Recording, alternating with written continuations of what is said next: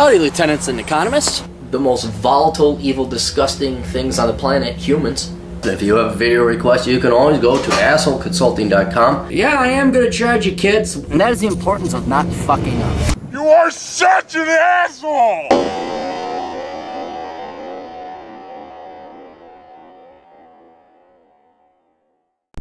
Hey everybody, assholeconsulting.com. Hey mate, from Australia. Huge fan, been watching and following your videos for more than a year. I think the service you provide for young guys such as myself is extraordinary. I've read your books, Worthless, Bachelor Pad Economics, Black Man's Guide Out of Poverty, and enjoyed reading them. Now I'm coming to you for help. I'm a 22-year-old guy living in Melbourne, Australia, and need advice going forward in my life as it feels I'm at a dead end. Back in high school, I didn't really get the best grades, except for the maths and physics, but I still ended up getting a shitty ATA R score at university. It's probably like our SATs or something. The Otter score I got only granted me entry into worthless courses, liberal arts, psychology, fine arts, etc.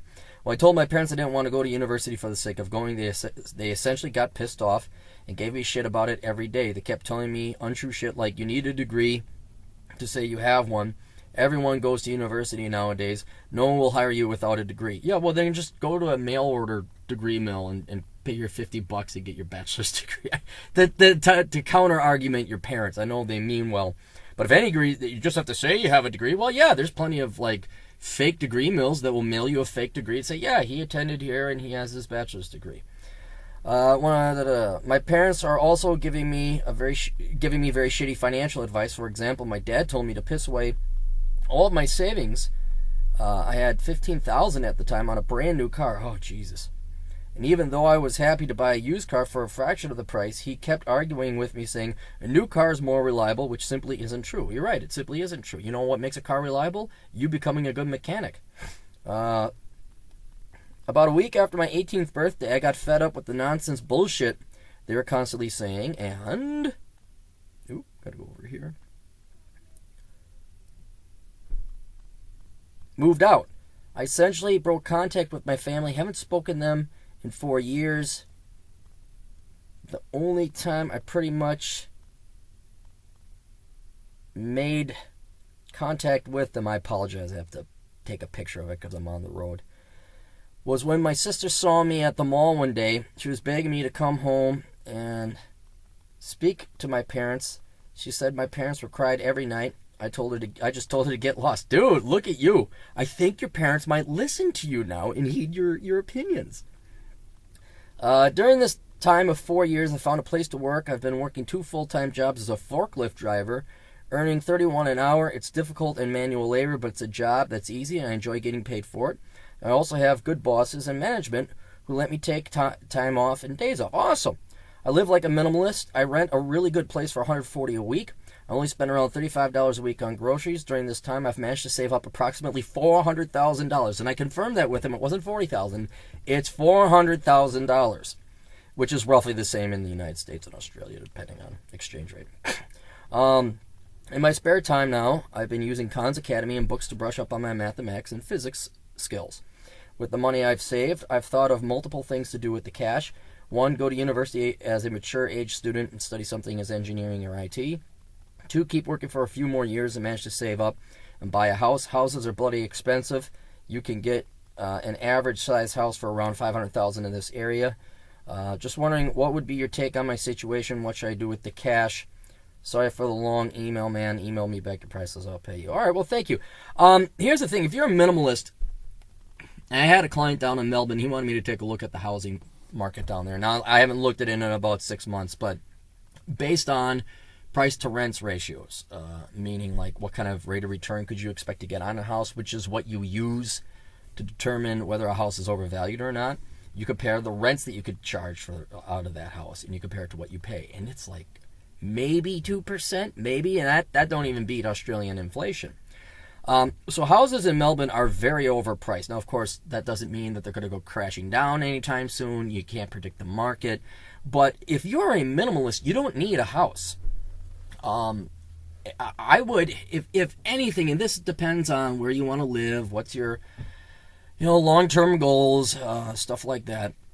But if you want to continue doing the minimalist lifestyle thing, and you know you're going to live in Melbourne for the rest of your days. Like, you really like Melbourne, you enjoy it there, you're not going to move out of Australia. What I would maybe recommend, you don't even have to do this, is find yourself a safe neighborhood, just a small studio condo, someplace for you where you never have to worry about your rent expense ever again. In other words, just find a place to put your head. Now, it depends on the pricing, and it may not be worth it. If you're getting by on $140 a week, you sure as always do your things by week. So that's, in the U.S., that's $600 a month.